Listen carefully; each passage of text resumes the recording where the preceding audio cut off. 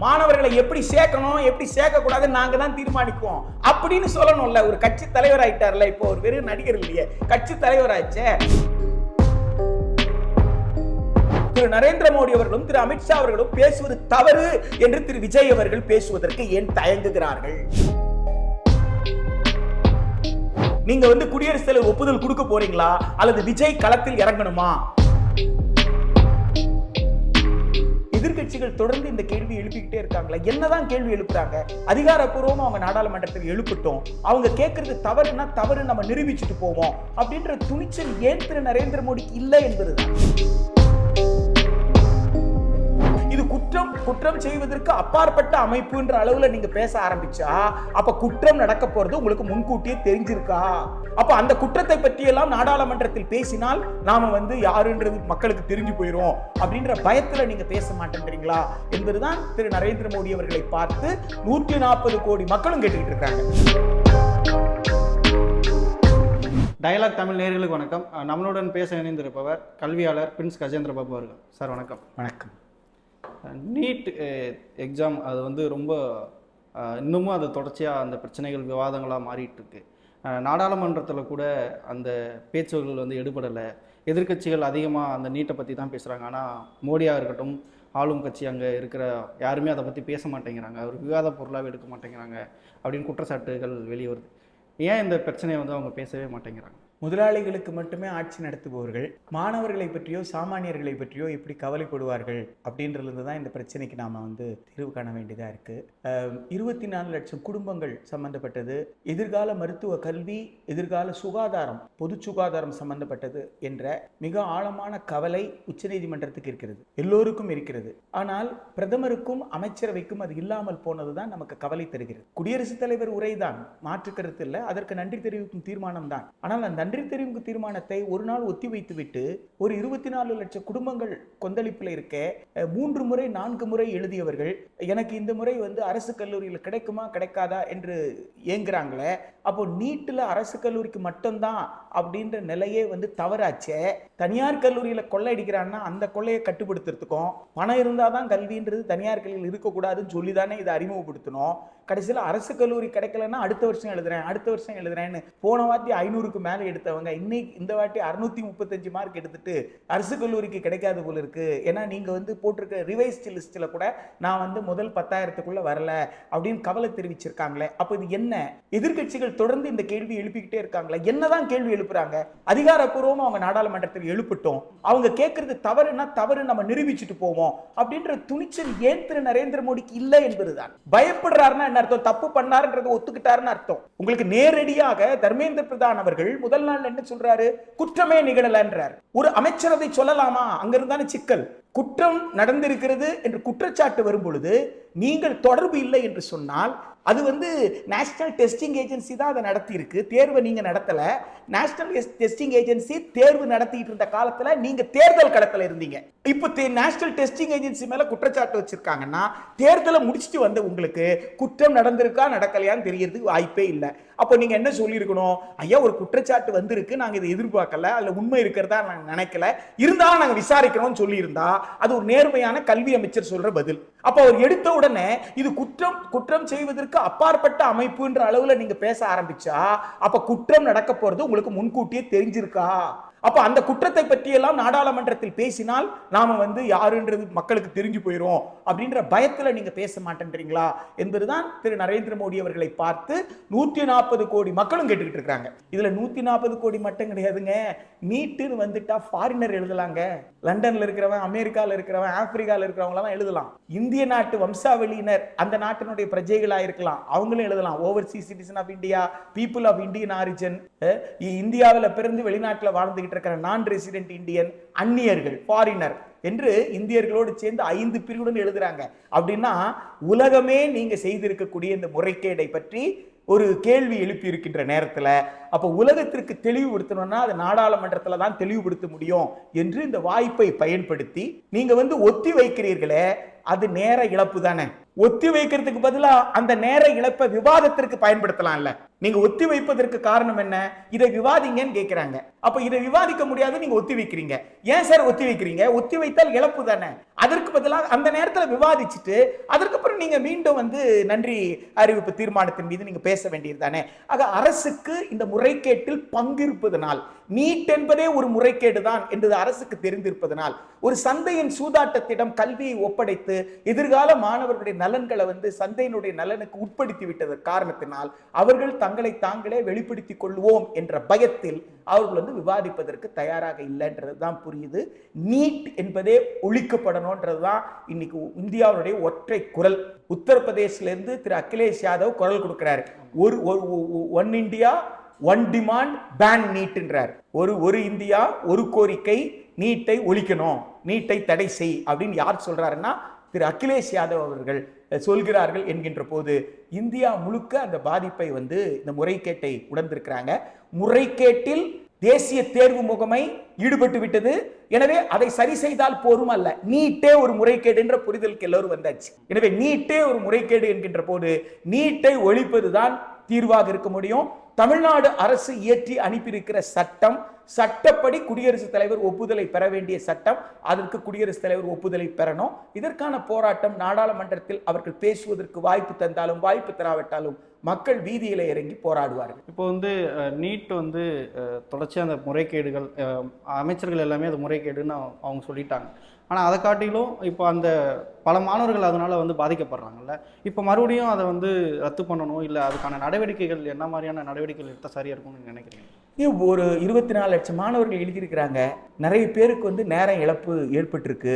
நேர இழப்பு ஏற்பட்டிருக்குன்னு வெளிப்படுத்துவதற்கு, புகார் கொடுப்பதற்கு யாருக்கெல்லாம் தகவல் தெரிஞ்சிருக்கோ இந்த வகையில் புகார் கொடுக்கலாம் அப்படின்ற அளவிற்கு தகவல் பெறக்கூடிய வாய்ப்பு இருந்தவர்கள் மட்டும்தான் வந்து புகார் கொடுத்துருக்குறாங்க. புகார் கொடுத்தவர்களுக்கு மட்டுமே நாங்கள் மதிப்பெண் கொடுத்தோன்னு சொல்லி பின்னாடி அந்த மதிப்பெண்ணை நீங்கள் திரும்ப பெறுறீங்க. அப்போ அந்த மதிப்பெண் கொடுத்தவர்களில் சிலர் வந்து 720க்கு 720 என்கின்ற வகையில் முழு மதிப்பெண்ணை பெறுகிறார்கள். அப்போ இது எல்லாமே மிகப்பெரிய சந்தேகத்தை எழுப்புகிறது. நீங்கள் என்ன செய்திருக்கணும்? ஒரு 1563 புகார்கள் வந்து விட்டது.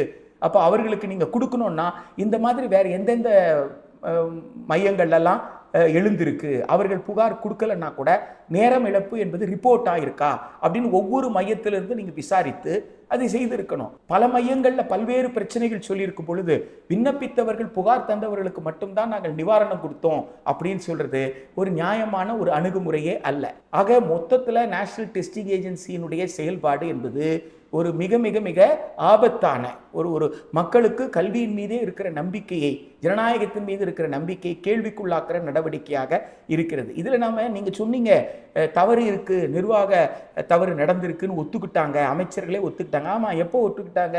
உச்சநீதிமன்றத்தில் போய் வழக்கு போட்டதுக்கு அப்புறம் தானே. உச்சநீதிமன்றமே வந்து நீட்டின் புனிதத்தன்மையே கெட்டுவிட்டது அப்படின்னு சொன்னதுக்கு அப்புறம் தானே அமைச்சர் வந்து ஆமா 2 வகையான தவறு நடந்திருக்குன்னு சொல்றாரு. ஏன் முதல்ல எடுத்த உடனே தவறு நடந்திருக்கான்னு நடக்கலையான்னு தெரியாது, நான் விசாரிக்கிறேன்னு சொல்ல வேண்டியது தானே. எடுத்த உடனே தவறே நடக்கல அப்படின்னு சொல்லி தேசிய தேர்வு முகமைக்கு ஒரு கிளீன் சிட் கொடுக்குறாருல்ல, ஒரு எந்த தப்பும் அவங்க பண்ணியிருக்கிறதுக்கு அது கொடுத்துருக்க வேண்டிய அவசியமே இல்லை. அங்கே இருந்து இந்த சந்தேகம் நமக்கு எழுகிறது.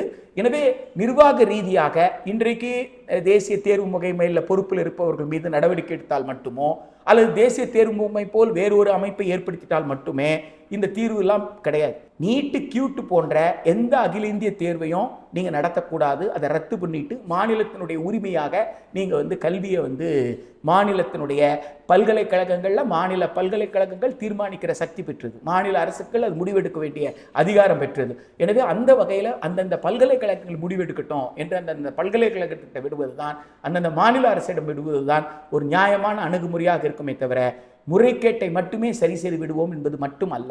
நஷ்ட ஈடுன்னு சொன்னா மன உளைச்சலுக்குண்டான குழந்தைகளுக்கு அந்த மன உளைச்சலுக்கு என்ன நஷ்ட ஈடு கொடுக்க போறீங்க? நேரத்தை இழந்தவங்க, இதனால் பாதிக்கப்பட்டு 2வது முறை 3வது முறை எழுதினவங்க, இதுக்கெல்லாம் நஷ்ட ஈடை பத்தி பேச மாட்டீங்களா? நஷ்ட ஈட்டை எந்த அளவுகோல் வச்சுட்டு யாருக்கு நஷ்ட ஈடுன்னு மட்டும் நீங்க பேச போறீங்கன்னு இருக்கு. இல்லை யாரெல்லாம் எழுதினாங்களோ, யாரெல்லாம் விண்ணப்பித்தார்களோ இல்லை பெரும்பகுதியினர் பாதிக்கப்பட்டிருக்கிறார்கள்ன்றது தான் உண்மை. ஏதோ ஒரு வகையில் பாதிப்பு இருக்குது அப்படின்றது தான் உண்மை. எனவே நஷ்டஈடு என்பது எல்லோருக்குமானது. அப்போ எல்லோருக்கும் நீங்கள் நஷ்டஈடு கொடுக்க முடியாதுன்னா ஒட்டுமொத்தமாக இத்தகைய நடைமுறையே நீங்கள் திரும்ப பெறுவது தான், நீட் என்ற நடைமுறையை திரும்ப பெறுவது தான் அடுத்த தலைமுறைக்காவது அடுத்த ஆண்டுகள்லையாவது நீங்கள் இத்தகைய பாதிப்பை ஏற்படுத்தாமல் மக்களை காப்பாற்ற முடியும். இப்போ நடிகருமான தமிழக வெற்றி கழகத்தின் தலைவர் விஜய் அவர்கள் பரிசு வழங்கும் விழா, அதாவது இந்த மாணவர்களுக்கு பரிசு வழங்கும் விழாவில் நீட்டை பற்றி பேசியிருக்காரு. இப்போ புதுசாக அவர் ஒரு கட்சி தொடங்கி அவர் அரசியலில் வந்திருக்காரு. அவர் நீட்டை பற்றி பேசாமல் இருந்தால் நல்லா இருக்காது அப்படின்னு சொல்லி ஒரு 10 நிமிஷம் பேசியிருக்காரு. நீட் மாநிலத்துக்கு எதிரான ஒரு விஷயம். இது எப்படி நீங்கள் அவர் பேசினது எப்படி பார்க்குறீங்க? சார்லி சாப்ளின் ஒரு மிகப்பெரிய நடிகருங்க. ஆனால் சார்லி சாப்ளினுக்கு ஒரு தெளிவான ஒரு பார்வை இருந்தது.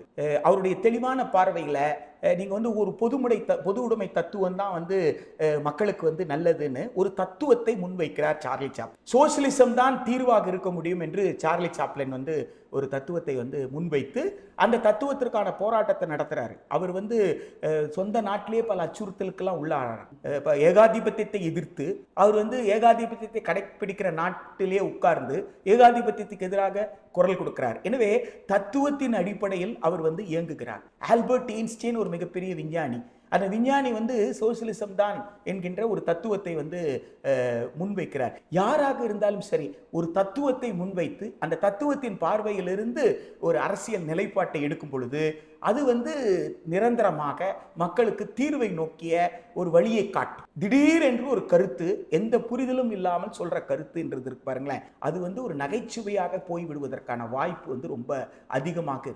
இந்திய அரசமைப்பு சட்டத்தை எழுதியவர்கள் மிகவும் ஆழ்ந்து சிந்தித்து எதையெல்லாம் உடனடியாக மக்களுக்கு தேவையாக இருக்கிறதோ, எதெல்லாம் பண்பாட்டின் கூறுகளாக இருக்கிறதோ அதையெல்லாம் மாநில பட்டியலில் வச்சிருந்தாங்க. மாநில பட்டியலில் வைக்கிறாங்கன்னா என்ன காரணம் தெரியணும். சும்மா இங்க இருக்கிறத தூக்கி அங்க வைக்கிறது இல்லை. நீங்க மாநில பட்டியல் இருக்கு, ஒன்றிய பட்டியல். ஏன் இதை மாநில பட்டியலில் தொடக்கத்தில் வச்சாங்க, ஏன் இதை ஒன்றியல் பட்டியலில் வச்சாங்க என்ற முதல்ல அந்த தத்துவ புரிதல் வேண்டும். அப்போ அரசமைப்பு சட்டத்தை எழுதியவர்கள் மக்களின் உடனடி தேவை எதெல்லாம் மக்களுக்கு உடனடியாக செய்யணுமோ அதை புதுடெல்லியில் உட்கார்ந்துக்கிட்டு செய்ய முடியாது. எனவே அந்தந்த மாநில அரசு செய்யணும். எதெல்லாம் பண்பாட்டின் கூறுகளாக இருந்து மக்களின் உடனடி தேவைகளாக இருக்கோ அதெல்லாம் மாநில அரசு செய்யணும். அப்படி பார்த்தீங்கன்னா மொழி, கல்வி பண்பாட்டின் கூறு. கற்றல் மாறும். ஒவ்வொரு பண்பாட்டிற்கு தகுந்தாற் போல் கற்றல் மாறும். நீங்க வேணா ஒரே பாடத்தை கொடுக்கலாம், ஆனா கற்கின்ற முறை மாறும். எனவே கல்வி என்பது பண்பாட்டின் கூறு. எனவே அது மாநில பட்டியலில் இருக்கணும் என்பதுதான் அரசமைப்பு சட்டத்தை எழுதியவர்கள். பின்னால் அது எந்த விவாதமும் இல்லாமல் ஒரு அவசர காலத்தில் அது ஒப்பிசைவு பட்டியல் என்று சொல்லப்படுகின்ற ஒன்றிய அரசும் முடிவெடுக்கலாம், மாநில அரசும் முடிவெடுக்கலாம் என்கின்ற அந்த 3வது பட்டியலுக்கு தான் போயிருக்கே தவிர அது ஒன்றிய பட்டியலுக்கு போகல. அது ஒன்றிய பட்டியலிலேயே கல்வி இருப்பதை போல ஒரு தோற்றத்தை திரு நரேந்திர மோடி கட்டமைக்கிறதுக்கு முயற்சி செய்கிறார். அது தவறு. அது அரசமைப்பு சட்டத்திற்கு எதிரான ஒரு செயல்பாடு. ஒன்றிய அரசுக்கு கொடுக்கப்பட்ட ஒருங்கிணைப்பு என்கின்ற தரத்தை தீர்மானித்தல், தரத்தை ஒருங்கிணைப்புன்றதுல அதை பயன்படுத்தி நீங்க ஒழுங்குபடுத்துதல்ல கூட நீங்க வர முடியுமா? தரத்தை ஒருங்குபடுத்துவதற்கும் ஒழுங்குபடுத்துவதற்கும் ரெகுலேஷனுக்கும் ரெண்டுக்கும் வேறுபாடு இல்லையா? அப்ப ஒன்றை பயன்படுத்தி இன்னொன்றையும் நீங்கள் எடுத்துக்கொள்வது நியாயமா என்ற விவாதத்தை திரு விஜய் நடத்தணும். திரு விஜய் என்ன நடத்தணும்னா லிஸ்ட் 1 என்ட்ரி 66ல கோஆர்டினேஷன் தான் இருக்குங்க. ஸ்டாண்டர்ட்ஸ் கோஆர்டினேஷன் ஒரு லார்ஜர் ஃப்ரேம்வொர்க் தான் நீங்க கொடுக்க முடியும். இந்த தரத்தில் பாடத்திட்டங்கள் அமையணும், இந்த பாடத்திட்டத்தில் படித்து வரக்கூடியவர்களுக்கு இந்த திறன்கள் இருக்கணும், அவ்வளவுதான் நீங்க சொல்ல முடியும். மாணவர்களை எப்படி சேர்க்கணும் எப்படி சேர்க்க கூடாது நாங்க தான் தீர்மானிக்குவோம் அப்படின்னு சொல்லணும்ல. ஒரு கட்சி தலைவர் ஆயிட்டார்ல, இப்போ ஒரு வெறும் நடிகர் இல்லையே, கட்சி தலைவர் ஆயிடுச்சு. இப்போ அரசமைப்பு சட்டத்தின் படி தானே அந்த கட்சி பதிவு பண்ணிவிட்டு இருக்கு. அப்ப அரசமைப்பு சட்டத்துல என்ன சொல்லி இருக்குன்னு அவருக்கு தெரியணும்ல.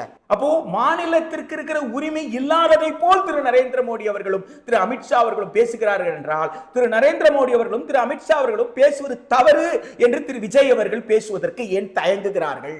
மாநில அரசு இயற்றி இருக்கிற இந்த சட்டம் 246 கீழ் இருக்கக்கூடிய அட்டவணை 7 பட்டியல் 3 வரிசை 25 இயற்றப்பட்டது. அவ்வாறு இயற்றப்பட்ட சட்டத்திற்கு அரசமைப்பின் கூறு 254 2 கீழே குடியரசுத் தலைவர் ஒப்புதலை கொடுக்கலாம்.